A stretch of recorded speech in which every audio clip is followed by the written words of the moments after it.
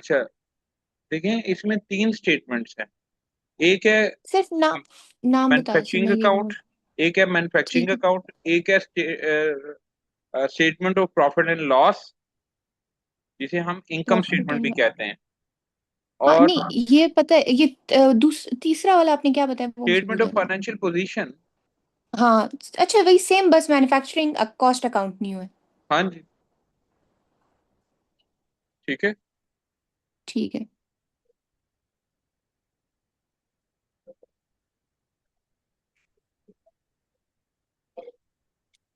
अब इसके अगले भेजे ना मुझे आप। जी मैं भेजती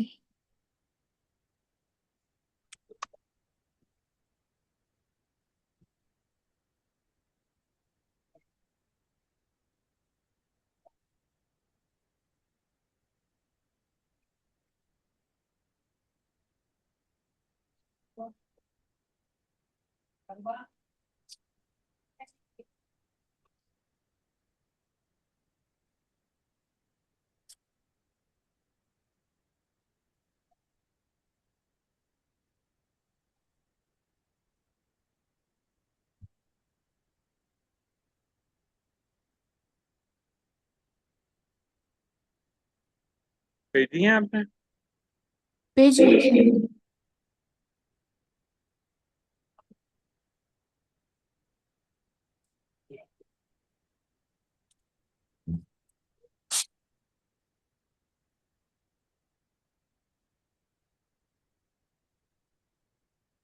बहुत ज्यादा रोशनी आ रही है।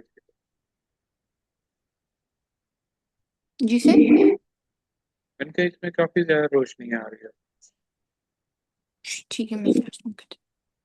ठीक है, कोई बात नहीं है, हो गया। Sales of finish good, finish good inventory है, मार्केट वैल्यू ऑफ प्रोडक्शन आ गई, उसके finish good closing inventory, provision of unrealise profit. ये आपने वेरी नेक्स्ट तो नहीं भेजा मेरा ख्याल है। 185 सर पेज नेक्स्ट। भेजी है, 182 और 183 भेजा है आपने मुझे। सर वो तो आपने पढ़ा दिया, एक मैंने वो कर दिया। अरे, देख लेते हैं। नहीं, ये तो मैंने नहीं पढ़ाया। ये 184 पेज नहीं पढ़ाया, ट्रीटमेंट इन नहीं नहीं, मैं कंटेंट। 182 और 3 की बात करी, 184 तो अभी मैंने अभी भेजा है आपको।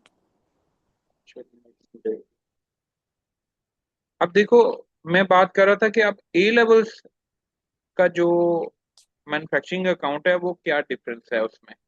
ये तो हमने ओ लेवल्स वाला पढ़ा है अभी तक, ठीक है। हम्म। अब ए लेवल वाले मैन्युफैक्चरिंग अकाउंट में एक टर्म है फैक्ट्री प्रॉफिट। देखें, अगर एक चीज मुझे बाहर से 10 रुपए की मिल रही है हम्म। और वो चीज मैं 8 रुपए की बना रहा हूँ, हम्म। तो मेरी फैक्ट्री मेरे लिए कितना बेनिफिशियल है। एक प्रोडक्ट में दो का मुझे प्रॉफिट मिल रहा है, सीधा सीधा ही। हम्म। देखो, जी। अगर मैं बाहर से खरीदूं तो वो मुझे 10 रुपए का मिलता है, लेकिन अगर वो मैं खुद बनाऊं तो वो मुझे 8 रुपए का मिल रहा है। तो जी। जो मैन्युफैक्चरिंग डिपार्टमेंट है, जब वो सेल्स डिपार्टमेंट को चीजें देगा, तो क्या वो 8 रुपए के हिसाब से देगा या वो 10 के हिसाब से देगा? जब मैन्युफैक्चरिंग तो वो 8 के हिसाब से देगा। वो, देखो, मैन्युफैक्चरिंग कॉस्ट के हिसाब से नहीं देगा, वो मार्केट वैल्यू के हिसाब से देगा। कि अगर मैं मार्केट से बाय करूंगा तो मैं तो 10 रुपए के हिसाब से करूंगा, तो वो जो इनकम स्टेटमेंट में आपकी कॉस्ट ऑफ सेल बनेगी वो 10 रुपए के हिसाब से बनेगी। समझ में आई बात कि नहीं? ठीक। तो अ, मैन्युफैक्चरिंग नहीं। यानी जो मतलब फैक्ट्री आप है, बोल रहे। मैं आपको हाँ। बताता हूँ, जो फैक्ट्री है वो अपना प्रॉफिट ऐड करके कॉस्ट बना के देगी। वो कहेगी कि भाई मार्केट से सस्ता मैं बना रही हूँ तो मैं अपना प्रॉफिट ऐड करके दूं। इसको factory profit refer to the cost saving from producing goods at a lower than their price in the market. यानी अगर मार्केट से आप हम्म। बाय करो तो आप महंगा मिलेगा, आप खुद बना रहे हो तो सस्ता बन रहा है, तो वो जो कॉस्ट सेविंग हो रही है वो फैक्ट्री का प्रॉफिट है, ठीक है। हम्म। अब इसको अगले पेज जी। में हम समझते हैं कि इसका ट्रीटमेंट कैसे करते हैं, इसमें क्या चेंजेस हैं जो हमें करनी पड़ेंगी। ठीक। ये देखें, कॉस्ट ऑफ प्रोडक्शन है, कॉस्ट ऑफ प्रोडक्शन आपको पता है, अगर वो मार्केट वैल्यू से कम है, अगर वो हम्म मार्केट वैल्यू से लेस है, ये है cost of production less than market value, तो ये है फैक्ट्री हम्म प्रॉफिट। और अगर cost of hmm production greater है मार्केट वैल्यू से, तो वो फैक्ट्री लॉस कंसीडर होगी। Is that clear? Hmm hmm, हाँ ठीक है। अच्छा। सही है, तो अब सिंपल बात। जो पीछे हमने पढ़ा कि हमें एक कॉस्ट पड़ रही थी, कॉस्ट ऑफ प्रोडक्शन, उसको हम as it is income statement को ट्रांसफर कर रहे थे कि नहीं कर रहे थे? हम ओपनिंग हाँ कर रहे इन्वेंट्री थे। फिनिश गुड लिखते थे और लिखते थे कॉस्ट ट्रांसफर्ड, और नीचे लिखते थे लेस क्लोजिंग इन्वेंट्री। अब यहाँ पे हम्म हमने एज इट इज नहीं लिखना, यहाँ पे हमने जो कॉस्ट ट्रांसफर करनी है वो प्लस फैक्ट्री प्रॉफिट करके करनी है। Is that hmm clear? हाँ, अब वो कह रहा ये है इसका चेंज है। बेनिफिट क्या होगा। इसका बेनिफिट है द मार्केट और a transfer price should represent the price at which goods could be purchased from a supplier, enabling the business to assess, make or buy decision effectively, कि वो हम्म बनाएं या बाय करें। तो allocating profit between manufacturing and trading operation allow the business to identify the additional profit generated from producing goods on its own। यानी वो ये कह रहा है कि जो ट्रेडिंग वाले हैं, यानी जो सेल्स वाले हैं, उनकी जी। एफिशिएंसी और मैन्युफैक्चरिंग वालों की एफिशिएंसी पता चलनी चाहिए। इसलिए हम फैक्ट्री, हम्म अगर फैक्ट्री अपनी ठीक है। Cost less than market value बना रही है, तो इसका मतलब वो हेलो। एफिशिएंट है, इसका मतलब वो हेलो। एफिशिएंट है। हेलो जी जी, सर। आवाज नहीं आ हेलो। रही? हेलो। Hello sir. हेलो जी सर, आवाज कट रही है। अभी तो मुझे तो आपकी बिल्कुल ठीक आ रही है आवाज। हेलो। हेलो। हेलो अनाया, मुझे सर, आपकी, आपकी आवाज आ रही है लेकिन कट रही है। अच्छा, लेकिन मुझे आवाज आपकी ठीक आ रही है। हेलो। अभी सही हो गया, आप जरा कुछ हाँ ठीक बोले। है, चलें, मैं बात कर रहा हूँ आप, आवाज आ रही है अब आपको ठीक? हेलो। हाँ आ रही है, लेकिन थोड़ी थोड़ी बीच में से कट रही है। अच्छा चलें, वैसे तो वीडियो चलिए, भी आप मैं रिकॉर्ड कर रहा हूँ। कोई कुछ समझिए तो मैं आपसे जी जी। हाँ ठीक है। तो ठीक है सर, सही है। जो कॉस्ट ऑफ प्रोडक्शन है ना, वो हम्म फैक्ट्री बना रही है चीजें, तो हम्म वो उसकी एफिशिएंसी अलग से मैयर होनी चाहिए। और जो हम्म ट्रेडिंग वाले हैं, जो इनकम स्टेटमेंट जिन्होंने बनानी है, और वो जो मार्केटिंग वाले हैं, उनकी एफिशिएंसी सेपरेटली पता चलनी चाहिए कि वो कितने की चीज बेच रहे हैं। हम्म ठीक है। दिस जी। acknowledge the contribution of factory personnel, mainly when producing goods internally. This proved more cost effective than purchasing them from external supplier. When a business sell a hmm combination of manufactured and purchased goods, कुछ business ऐसे हैं जो बना के भी बेचते हैं और खरीद के भी बेचते हैं, क्योंकि उनकी ऑर्डर उनको ज्यादा मिल रहे होते हैं, तो उनकी कैपेसिटी ज्यादा होती है, तो वो बनाते ठीक। भी ज्यादा है। और समटाइम वो ऑर्डर मीट नहीं हो रहे होते तो खरीद के बेच देते हैं। तो तो ऐसे वो लोग जो वही हैं, मैन्युफैक्चरिंग गुड्स बेचे जैसे आपने स्टार्ट में बताया। हाँ जी, नहीं बिल्कुल ऐसे ही है। तो transferring manufacture goods at market value ensure consistency in preparing the trade. अब देखो, एक चीज वो मैन्युफैक्चर कर रहे हैं 10 रुपए की, अब उन्होंने हम्म 10 आइटम बेची हैं अपनी बना के, और 20 का ऑर्डर था, तो 10 उन्होंने बाहर से खरीद के बेची। अब जब फैक्ट्री हम्म पे वो 10 रुपए की बना रहे हैं, मार्केट में वो 12 रुपए की मिल रही है, तो वो दोनों की ट्रांसफर प्राइस सेम रखेंगे, यानी वो दोनों की भी हम्म फिर 12 रुपए रखेंगे। तो एक कंसिस्टेंसी हम्म मेंटेन करने के लिए वो इस तरह का करते हैं कि फैक्ट्री प्रॉफिट को ऐड करते हैं। अब आगे चलते हैं। वो कह रहे हैं drawback of transferring goods at market price. अब मार्केट प्राइस पे चीजें ट्रांसफर करने का ड्रॉबैक क्या है? ऊपर तो हमने हम्म बेनिफिट पढ़े कि भाई अगर वो मार्केट प्राइस के ऊपर रख के चीज बेचते हैं, यानी प्रॉफिट, फैक्ट्री प्रॉफिट ऐड करके बेचते हैं, तो उसका ये बेनिफिट हम्म है। अब उसके हम्म ड्रॉबैक्स क्या हैं? Difficult in accurately determining market price, कि आपके लिए एक्यूरेट मार्केट प्राइस ढूंढना मुश्किल होता है कि मार्केट में एक्चुअली प्राइस क्या है। दिस में इन्फ्लेट हाँ। Manufacturing profit. ये हम हाँ आप अपना मैन्युफैक्चरिंग का प्रॉफिट इन्फ्लेट कर रहे होते हैं, बढ़ जाता है। Hmm over reliance on market price, आप ओवर रिलायंस कर रहे होते हैं। असाइनिंग मार्केट प्राइस में create disagreement between manufacturing and trading department. आपका मैन्युफैक्चरिंग डिपार्टमेंट और ट्रेडिंग डिपार्टमेंट दोनों के बीच में डिसएग्रीमेंट हो जाता है। फ्रीक्वेंट चेंजेस इन ठीक। मार्केट, और बार बार मार्केट प्राइस चेंज करना है, बार बार आपको फैक्ट्री प्रॉफिट चेंज करना पड़ेगा। तो ये भी आपको हम्म, प्रॉब्लम है। अब इसका ठीक। अकाउंटिंग ट्रीटमेंट क्या है?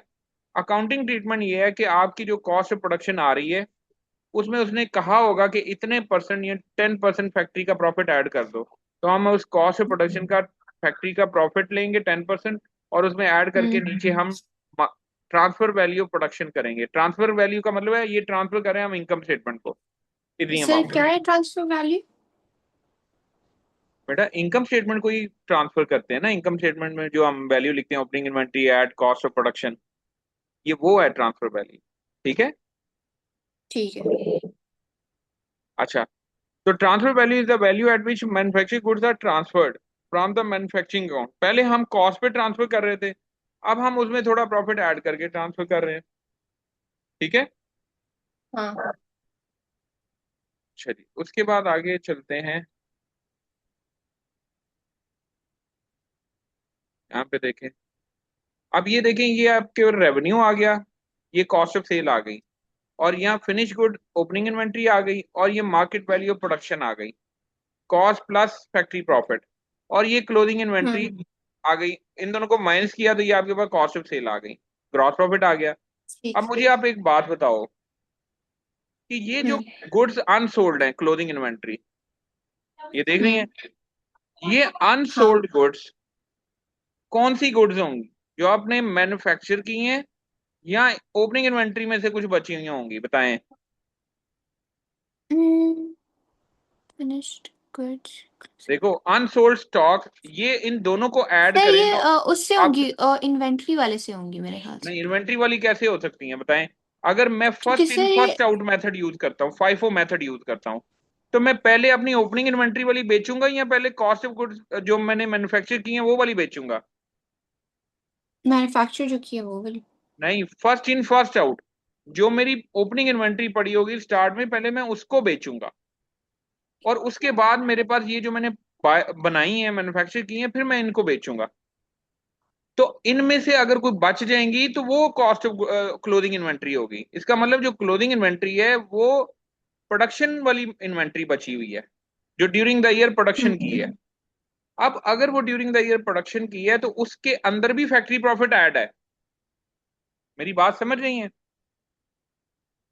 हाँ। नहीं लेकिन सर इसमें बेसिकली मैं जो पॉइंट पे जा रही थी वो ये है कि जो हमने सबसे पहले बनाया है और वो अपनी इन्वेंट्री में, जैसे वो कपड़े हो जो भी हो, तो पहले तो वो बेचने हैं ना। मैं वही कह रहा हूं कि पहले तो वो बिक गई ना, अब उसके बाद आपने हाँ। ये बनाई है ना, तो ये बिकी, अच्छा वो तो जो बिक बच गई गई उसके हैं, बाद। जो बच गई हैं अच्छा। वो आपकी क्लोजिंग इन्वेंट्री है ना। तो अच्छा वो नहीं नहीं वो बची ठीक हुई है, ठीक इसमें है। से है ना, कॉस्ट ऑफ प्रोडक्शन में से बची हैं। तो अगर कॉस्ट ठीक ऑफ है। प्रोडक्शन फैक्ट्री प्रॉफिट ऐड हुआ हुआ है उसके अंदर, तो इसका मतलब क्लोजिंग इन्वेंट्री में भी फैक्ट्री प्रॉफिट ऐड हुआ हुआ है। और अगर हम्म। क्लोजिंग इन्वेंट्री में फैक्ट्री प्रॉफिट ऐड हुआ हुआ है तो वो अगले साल की ओपनिंग इन्वेंट्री होगी, तो अगले साल की ओपनिंग इन्वेंट्री में भी फैक्ट्री प्रॉफिट ऐड हुआ हुआ है। इसका मतलब ये है कि ये जो ओपनिंग इन्वेंट्री आ रही है और ये जो क्लोजिंग इन्वेंट्री आ रही है, इन दोनों के अंदर फैक्ट्री प्रॉफिट ऐड हुआ हुआ है। समझ में आ ठीक गई है। बात?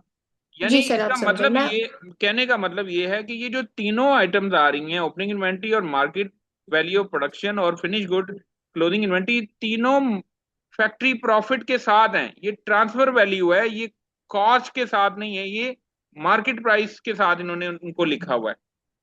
ठीक है। ठीक है। तो इसका जी। मतलब ये है कि जब हम बैलेंस शीट के अंदर क्लोजिंग इन्वेंट्री लिखेंगे, तो बैलेंस शीट के अंदर तो हमेशा हम कॉस्ट पे लिखते हैं इन्वेंट्री, तो फिर बैलेंस शीट में ये हम्म। क्लोजिंग इन्वेंट्री लिखते हुए हम इसमें से जो फैक्ट्री का प्रॉफिट है वो माइनस करके लिखेंगे। समझ हम्म। में आ गई बात? जी सर। क्योंकि इन्वेंट्री तो हमेशा कॉस्ट पे रिकॉर्ड की जाती है। हम्म। अच्छा, एक बात तो ये हो गई। अगली बात देखें, अब यहाँ पे वो कहता है कि unrealized profit refer to production on unsold inventory that has been produced but is still unsold. It typically calculated as the difference between the cost of goods produced and their market value. अब हम्म। जो important बात है वो समझने वाली है। अगर, हम्म।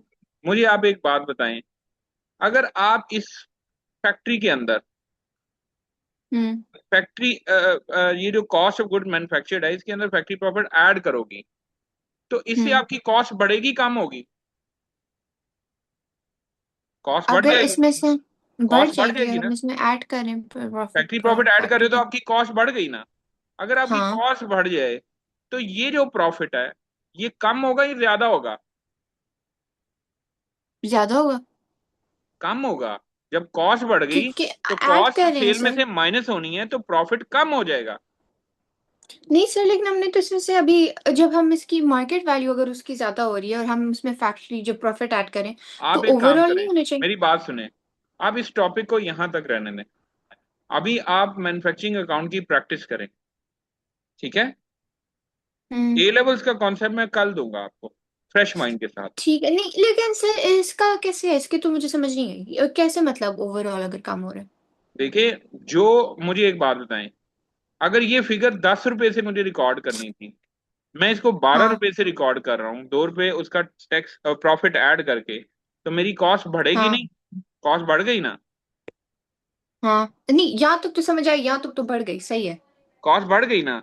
तो जब कॉस्ट जी। किसी चीज की बढ़ती है तो प्रॉफिट पहले जो आ रहा था अब उससे कम आएगा, ज्यादा आएगा? कम। कम आएगा। तो ये प्रॉफिट हो गया कम। अब इस हाँ। प्रॉफिट में हम फिर नीचे एक अमाउंट लिखते हैं, ऐड फैक्ट्री प्रॉफिट। जो फैक्ट्री का प्रॉफिट ने इस कॉस्ट को बढ़ाया हुआ था, उस कॉस्ट का इम्पैक्ट हम नीचे खत्म करते हैं। हम नीचे लिखते हैं ऐड फैक्ट्री प्रॉफिट। तो वो हम्म। फैक्ट्री प्रॉफिट जितना हमने इसमें ऐड किया होता है, वो जो कॉस्ट में ऐड किया होता है वो हम ग्रॉस प्रॉफिट में भी ऐड कर देते हैं, ताकि हमारा हम्म। वो इम्पैक्ट खत्म हो जाए, हम्म। हमारा एक्चुअल प्रॉफिट वापस आ जाए।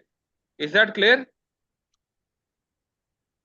अच्छा, देखिए इधर तक मुझे समझ यानी आ गई कि यहां तक तो नहीं, आपको एक बात समझ आ सर, गई कि ये नहीं जो एक minute, production sir. Cost plus हाँ, फैक्ट्री प्रॉफिट है, यहां तक तो बात आपको इधर समझ आ गई। बढ़, अब सही, इसके यहाँ तक बाद जो बढ़ गई, उसके जीपी बाद आपने आएगा, कहा कि प्रॉफिट करो माइनस होगा, उसके मैं बाद वाले नहीं पॉइंट्स नहीं, है मुझे थोड़ी मैं सी वही कंफ्यूजन कह हो रहा रही हूँ, सुन लें बात है ना।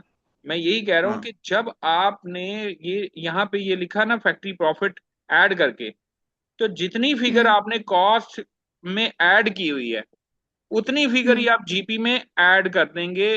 किस नाम से? फैक्ट्री प्रॉफिट के नाम से। यहाँ पे देखें लिखा हुआ है ऐड फैक्ट्री प्रॉफिट। हाँ। ये फैक्ट्री प्रॉफिट हाँ। से आप एज इट इज ऐड कर देंगे, सिंपल सी बात है। यहाँ तक कोई इशू?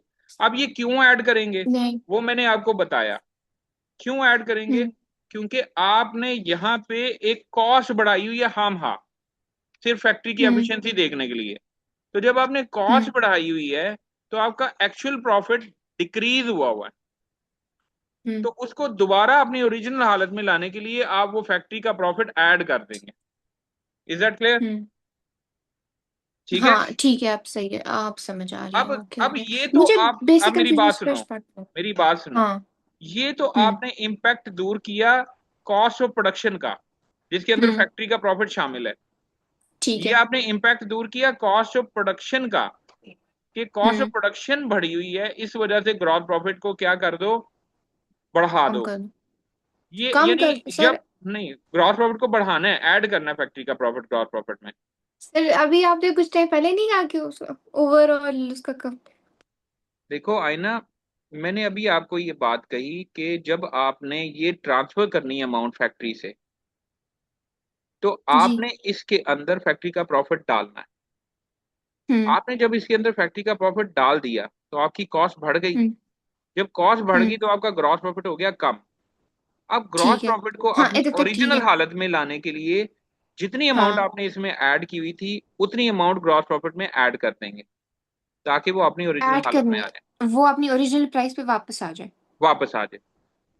इसका ठीक मतलब है, ये है कि लेकिन आपने, हाँ। सुन लें, इसका मतलब ये है कि आपने जो ये ट्रांसफर वैल्यू थी प्रोडक्शन की, इसके अंदर हम्म। जो आपने एक्स्ट्रा कॉस्ट डाली हुई थी, आपने उसको ग्रॉस प्रॉफिट में ऐड करके उसका इम्पैक्ट खत्म कर दिया। क्लियर हो गई हम्म। बात?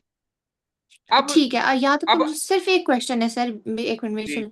ये सिर्फ मुझे ये पॉइंट यहाँ तक समझ अभी आया ना कि सही है, हमने उसी को वापस ओरिजिनल फॉर्म लाने के लिए हमने उसी को ग्रॉस प्रॉफिट में दोबारा डाल दिया, सही है। ठीक है। तो ये जो है, तो हमने इस फर्स्ट पॉइंट पे इसको माइनस ही क्यों किया, उसी वैल्यू को, जो हमने उसी वैल्यू को वापस ऐड करना था, लाइक रीजनिंग क्या देखो, होगी इसकी। ये यही तो बता रहा हूं कि आपको ऑपरेशंस डिपार्टमेंट का यानी फैक्ट्री की एफिशिएंसी भी तो मैयर करनी है, उसकी एफिशिएंसी भी मैयर करनी है, उसको एफिशिएंट भी रखना है कि भाई हम इतना प्रॉफिट आपका डिफरेंशिएट कर रहे हैं। यानी बुक्स के अंदर हम्म। सिर्फ उसको दिखाने के लिए हम ये काम करते हैं, एक्चुअल प्रॉफिट हम बाद में निकाल ही लेते हैं। ठीक है, समझ में आई अच्छा, बात? मतलब थ्योरेटिकल वैल्यू टाइप ऑफ चीज है। Exactly exactly। अब जरा बात गौर से अगली सुने।